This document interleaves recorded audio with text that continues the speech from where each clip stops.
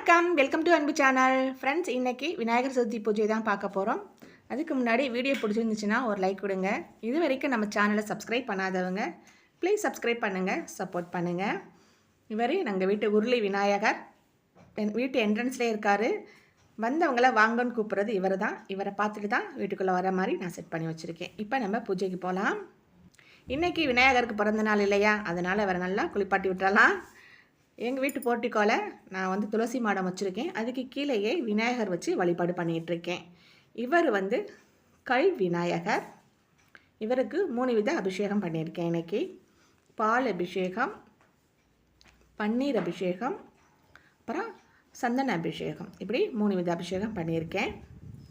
நம்ம அபிஷேகம் பண்ணுறதுக்கு முன்னாடி சுத்தமான தண்ணீரில் ஃபஸ்ட்டு அபிஷேகம் பண்ணிக்கணும். அதுக்கப்புறம் தான் மற்ற அபிஷேகமெல்லாம் பண்ணணும். அதே மாதிரி ஒவ்வொரு அபிஷேகம் பண்ணதுக்கு பிறகும் நம்ம சந்தன குங்குமம் வச்சு தீப ஆராதனை காமிச்சிட்டு அதுக்கப்புறம் நம்ம அடுத்த அபிஷேகம் பண்ண ஆரம்பிக்கணும். ஃபைனலாக எல்லா அபிஷேகமும் முடிஞ்சதுக்கு பிறகு நம்ம சுத்தமான தண்ணீரில் அவரை நல்ல அபிஷேகம் பண்ணிவிட்டு சுத்தப்படுத்தி அப்புறமா நம்ம அலங்காரம் பண்ண ஆரம்பிக்கணும். இப்படி தான் நான் 3 வித அபிஷேகமும் பண்ணி நான் அவரை ரெடி பண்ணியிருக்கேன். அந்த இடத்த இப்போ நம்ம சுத்தம் பண்ணிடலாம்.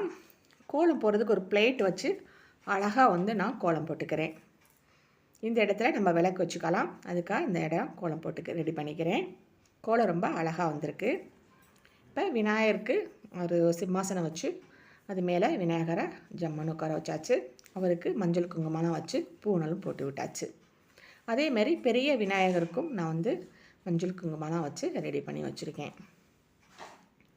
இப்போ நம்ம அந்த கோலம் மேலே விளக்கு எடுத்து வச்சுக்கலாம். இது தேங்காய் தீபம் எடுத்து வச்சுருக்கேன். பக்கத்துலேயே குட்டி துளசி மண தீபமும் எடுத்து வச்சுக்கிறேன். அதே மாதிரி முன்னாடி நான் உருளியில் பூ போட்டு அழகாக எடுத்து வச்சு விளக்கெல்லாம் ஏற்றியாச்சு. நம்ம வீட்டில் வெற்றிலை செடி இருக்குது.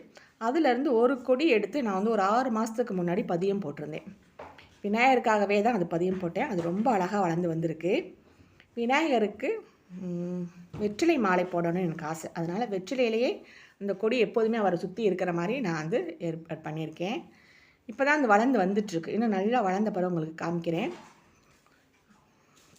நம்ம ஒரு கொடி வச்சதுலேயே நான் 2 கொடியாக அழகாக வந்திருக்கு. ஒன்று சின்ன விநாயகருக்கும் ஒன்று பெரிய விநாயகருக்கும் மேலே வர மாதிரி நான் செட் பண்ணி விட்ருக்கேன். நம்ம வெற்றிலை விநாயகருக்கு எப்போதுமே வெற்றிலை மாலை அவர் கழுத்தில் இருக்கிற மாதிரி நான் இந்த கொடி அமைச்சிருக்கிறேன். வாடாமல் எப்போதுமே இந்த வெற்றிலை அவர் மேலேயே இருக்கிற மாதிரி தான் நான் ரெடி பண்ணியிருக்கேன். இப்போ நம்ம செஞ்ச பிரசாதம் எல்லாமே எடுத்து முன்னாடி வச்சுருக்கேன். விநாயகருக்கு தீப தூபம்லாம் காமிச்சு ஆர்த்தி எடுத்துக்கலாம். குழந்தையும் தெய்வமும் கொண்டாடும் இடத்தில் இருக்குன்னு சொல்லுவாங்க. இன்றைக்கி விநாயகரை நல்லபடியாக நம்ம கொண்டாடியாச்சு. இந்த இடத்துல அபிஷேகம் பண்ணி தீப தூபம் காமிச்சு வழிபாடு பண்ணும்போது என்னோடய மனசுக்கு ரொம்ப நிறைவாக இருக்கும். இப்போ நம்ம பூஜை அறைக்கு போயிடலாம் வாங்க. என்னோடய பூஜை அறை ஆல்ரெடி கோயில் மாதிரி நான் செட் பண்ணி வச்சுருக்கேன். இப்போ எக்ஸ்ட்ரா கீழே ஒரு மாலை போட்டு 3 பெல் தொங்க விட்டுருக்கேன். பார்க்குறதுக்கே ரொம்ப அழகாக இருக்கும். மேலே பார்த்திங்கன்னா பெரிய விநாயகர் ஃபோட்டோ ஒன்று இருக்கும். கற்பக விநாயகர் ஃபோட்டோ அது. இது இந்த வீட்டு இன்ஜினியர் எங்களுக்கு ப்ரெசன்ட் பண்ணது. வீடு கிரகப்பிரவேசம் பண்ணும்போது கிஃப்டாக அந்த ஃபோட்டோ கொடுத்தாரு. அது மேலே நான் வச்சுருக்கேன். இப்போ நம்ம பூஜை அறையில் திறந்துட்டு முன்னாடி நான் செஞ்ச பிரசாதம்லாம் எடுத்து வச்சு பழங்கள்லாம் எடுத்து வச்சுருக்கேன். நம்ம வீட்டில் நிறையா விநாயகர் ஃபோட்டோ, குட்டி குட்டி விநாயகர் சிலைகள்லாம் நிறையா இருக்குது. ஆனாலும் வருஷத்தில் ஒரு நாள் புதுசாக மண் விநாயகர் வாங்கி வச்சு வழிபாடு பண்ணுறது ரொம்ப சிறப்பு. அதனால் மண்ணில் விநாயகர் வாங்கி வச்சுருக்கேன். அவருக்கு அருகம்புல் மாலையும் எருக்கலை மாலையும் போட்டு ஜம்முன்னு அவரையும் உட்கார வச்சாச்சு. அப்போ நம்ம பூஜை அறைக்குள்ளே எல்லா சுவாமிக்கும் பூக்கள்லாம் போட்டு அழகாக விளக்கெல்லாம் ஏற்றி ரெடி பண்ணியாச்சு. பார்க்குறதுக்கே ரொம்ப அழகாக மங்களகரமாக இருக்கும். எனக்கு விநாயகர் சதுர்த்தி வந்தாவே என்னுடைய சின்ன வயசு ஞாபகம் தான் வரும். ஏன்னா சின்ன வயசில் நானும் என் அண்ணனும் சேர்ந்து விநாயகர் களிமண்ணில் விநாயகர் செய்வோம். எங்கள் அண்ணன் ரொம்ப அழகாக செய்வாங்க. விநாயகர் செஞ்சு அவர் கண்ணுக்கு குண்டு மணி இருக்குது பார்த்தீங்களா, அதை எடுத்து கண்ணுக்கு வச்சு விடுவாங்க. அவர் தொப்பையில் காசெல்லாம் வச்சு ரெடி பண்ணுவோம். எங்கள் அண்ணன் செய்கிற விநாயகர் தான் எங்கள் வீட்டு பூஜை அறையில் வச்சு நாங்கள் வழிபாடு பண்ணுவோம். எனக்கு அந்த ஞாபகம் தான் வந்துச்சு. இந்த சின்ன வயசு சில இடங்கள், சில விஷயங்கள், சில வாசனைகள்லாம் பார்க்கும்போது நம்மளுக்கு சின்ன வயசு ஞாபகம்லாம் வரும்ல. அது மாதிரி விநாயகர் சதுர்த்தி வந்தால் எனக்கு என்னோடய சின்ன வயசு ஞாபகம் தான் வரும். இப்போ அவருக்கு வந்து தீப தூபம்லாம் காமிச்சு ஆர்த்தி எடுத்துக்கலாம். நம் வினைகளை தீர்க்கக்கூடியவர் விநாயகர். நம் முதல் கடவுள் அவர்தான்.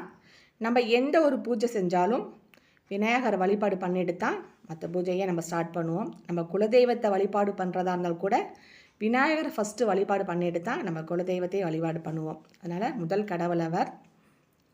நான் எப்போதுமே சாமி கும்பிடும்போது விநாயகா வினைகளை தீர்ப்பவனே யானை முகத்தோனே ஆதி முதல் கடவுளே என் வினைகளை தீர்த்து வைங்கள் ஐயா அப்படின்னு தான் அவரை நான் வழிபாடு பண்ணுவேன். அவருக்கு வந்து நான் பிரசாதம் தான் ரெடி பண்ணியிருக்கேன். இலையில் வந்து பொரிக்கடலை வச்சு அவருக்கு வந்து பிடி கொலக்கட்டை, பூரண கொலக்கட்டை, சுண்டல், மோதகம், சக்கரை பொங்கல், இந்த மடக்கு கொலக்கட்டை, வடை செஞ்சுருக்கேன். பழங்கள்லாம் சுற்றி எடுத்து வச்சுருக்கேன். பிளான் பண்ணதுலேயே ஒன்று மிஸ் ஆயிடுச்சு. அவருக்கு வந்து கொலக்கட்டை பாயசம் செய்யணும்னு நினச்சிருந்தேன். அது மட்டும் செய்ய முடியாமல் போயிடுச்சு. மற்ற இலையெல்லாம் செஞ்சு அழகாக ரெடி பண்ணி அவருக்கு மனசார தீபதூபமெல்லாம் காமிச்சு வழிபாடு பண்ணியாச்சு. நம்ம வீட்டு விநாயகர் சதுர்த்தி ரொம்ப சூப்பராக இருந்தது. அப்புறம் பார்த்திங்கன்னா நான் மீஷோவில் வந்து ஒரு ஸ்டிக்கர் வந்து ஆர்டர் பண்ணியிருந்தேன், விநாயகர் ஸ்டிக்கர். இது வந்து நிலவாசலில் ஒட்டுறதுக்காக நான் ஆர்டர் பண்ணியிருந்தேன். எப்போதுமே ஆன்லைனில் நம்ம ஒரு பொருள் வந்து பார்க்கும்போது பிக்சரில் வந்து பெருசாக இருக்கும், நம்ம கைக்கு வரும்போது ரொம்ப சின்னமாக இருக்கும். இது வித்தியாசமாக இருந்துச்சு. எப்படின்னா பார்க்கும்போது சின்னமாக இருந்தது, வந்தப்போ எனக்கு ஸ்டிக்கர் வந்து பெரிய ஸ்டிக்கராக வந்துச்சு. இதை வந்து நம்ம நிலவாசலில் ஒட்ட முடியாது. அதனால் எடுத்து வச்சுருந்தேன், நம்ம என்ட்ரன்ஸில் ஒட்டலாம் அப்படின்னு. இப்போ விநாயகர் சதுர்த்திக்காக இங்கே நான் ஹாலில் ஒட்டியிருக்கேன். மேலே இந்த விநாயகர் வந்து சொட்டர் நூலில் பின்னின விநாயகர் நான். அந்த ஒரு ஃபோட்டோ வந்து எப்போதுமே நம்ம வீட்டில் இருக்கும். இவருக்கு கீழேயே இந்த ஸ்டிக்கரை வந்து நான் ஒட்டியிருக்கேன். இவர் வந்து ஸ்டிக்கர் டைப் தான், நம்ம ஸ்டிக்கரை எடுத்துகிட்டு அழகாக ஒட்டிக்கலாம். ஆனால் நான் வந்து ஸ்டிக்கரை ரிமூவ் பண்ணலை, அப்படியே வச்சு சிலடை போட்டு ஒட்டியிருக்கேன். ஏன்னா நம்ம வேணுங்கிறப்ப எடுத்து வேறு இடத்துல ஒட்டிக்கலாம் அப்படிங்கிறதுக்காக ஒட்டியிருக்கேன். எங்கள் வீட்டிலே ஹைலைட்டே இந்த வருஷம் இந்த விநாயகர் ஸ்டிக்கர் தான் சொல்லலாம். ரொம்ப அழகாக இருந்துச்சு பார்க்குறதுக்கு. இன்னும் பூஜை அறையில் இருந்தது அப்படியே எடுத்து இந்த அங்கே பூஜையெல்லாம் முடிஞ்ச பிறகு விநாயகர்கிட்ட எல்லாமே எடுத்து வச்சு இங்கேயும் தீபதூபம்லாம் காமிச்சு நான் வழிபாடு பண்ணியிருந்தேன். ரொம்ப அழகாக இருந்தது. இந்த விநாயகர் ஃபோட்டோ எப்படி இருக்குன்னு சொல்லுங்கள். மீஷோவில் ஆர்டர் பண்ணி வாங்கினது தான். ஏன்னா ஃப்ரெண்ட்ஸ், என்னோடய வீடியோ உங்களுக்கு பிடிச்சிருந்துச்சுன்னா ப்ளீஸ் ஒரு லைக் கொடுங்க. இது வரைக்கும் நம்ம சேனலை சப்ஸ்கிரைப் பண்ணாதவங்க ப்ளீஸ் சப்ஸ்கிரைப் பண்ணுங்கள், சப்போர்ட் பண்ணுங்கள். சப்ஸ்கிரைப் பண்ணிவிட்டு பக்கத்தில் இருக்க பெல் ஐக்கானை கிளிக் பண்ணி வச்சுக்கோங்க. அப்போ தான் நான் போடுற வீடியோ உங்களுக்கு நோட்டிஃபிகேஷனாக வரும். நன்றி, வணக்கம்.